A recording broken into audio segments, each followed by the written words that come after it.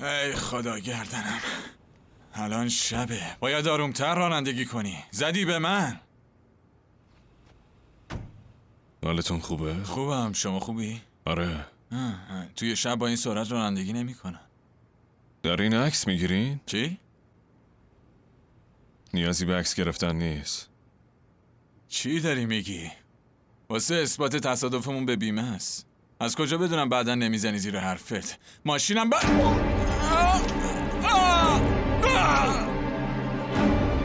بگو بره.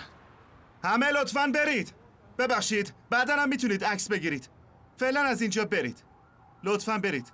هی با شما هستم. از اینجا برید دیگه. چرا متوجه نیستی؟ هی داری چی کار میکنی لطفاً ها؟ برید.